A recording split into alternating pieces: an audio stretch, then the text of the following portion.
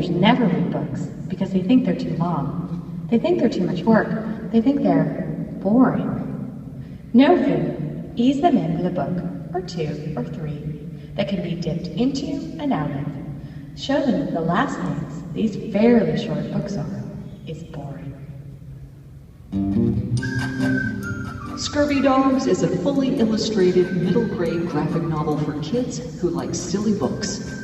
Join Captain Hooktail, First Mate Chubbs, Helmsman Patch, and Tinkles as they hunt for treasure, fight with sworn enemies, and have a rip-roaring great time while capturing the best booty of all, your heart. This group of backyard pets with big imaginations will have you hoisting the flag, trimming the sails, and laughing all the way through. Scurvy Dogs by Kevin Frank. What will Danny do today? Danny has a busy day ahead of him. With so many fun things to do, how will he decide?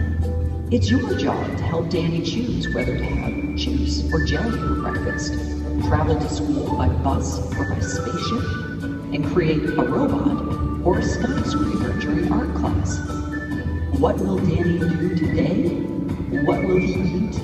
Who will he meet? You decide. What Will Danny Do Today? By Pippa Goodhart with illustrations by Sam Usher. Choose your own journey. That's right, whenever you like, however you like. This interactive adventure is bursting with trains, cars, boats, and bicycles. Readers choose a vehicle and follow its path to see who will win the race, taking you through tunnels, over hills, and underground. Don't like the vehicle you chose? Choose again. With 4 different adventures in one book, it's packed with fun. Choose Your Own Journey by Susie Brooks with illustrations by Tracy Cottingham. Obviously these categories don't just apply to children. That's particularly the case with this next one, the cross-ender. A cross-ender can be an adult who reads and enjoys kids' books, or a kid who reads and enjoys adult books. Welcome.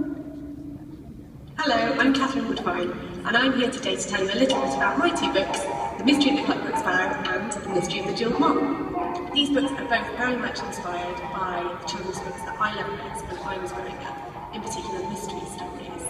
I loved series like Enid Blyton's Famous Five and the Nancy Drew books. I also loved reading Sherlock Holmes stories and this series, The Lone Pine books by an author called Malcolm Stanton. The books were also inspired by Edwardian children's classics like The Railway Children, The Secret Garden, and The Little Princess. The Mystery of the Clockwork Sparrow is set in Edwardian London. It's 1909, and Sophie is a young girl who's just got a job at London's glamorous new department store, Sinclair's. But while there, she falls under suspicion of being involved in the theft of the priceless Clockwork Sparrow.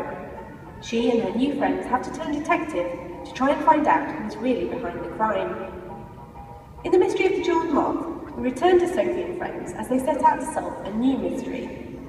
This time, a young lady's brooch has gone missing in mysterious circumstances. To find out what happened, they must follow a trail of secrets that leads them right across London, from a high society fancy dress ball to the shadowy East End. Both of these books are very much inspired by London as a city and its history, so I thought it might be fun to take you on a very quick whistle-stop tour of some of the real-life places that have been inspired by the books. Their adventures take Sophie and her friends all over London, from the river to its parks to its famous shopping streets. In the story, Sinclair's department store is inspired by the real history of Edinburgh department stores, many of which you can still visit in London today. One of the most famous is Selfridges, which originally opened in 1909, and of course has also inspired the TV series Mr. Selfridge. This is Fortnum & Mason, one of London's best-known department stores, which makes me think of Sinclair's whenever I visit. It's known for its beautiful window displays, not to mention its delicious cakes. In the book, Sinclair's is situated here on Piccadilly Circus, in about the same location as one of my favourite real-life London shops, Waterstones Piccadilly. This is the largest bookshop in Europe, and it has an amazing selection of children's books.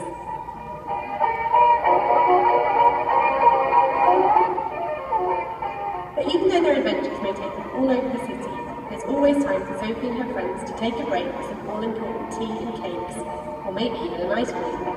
I hope you enjoyed visiting London with me today, and I hope you'll enjoy discovering the mystery of the Clockwork Sparrow and the mystery of the Jewel.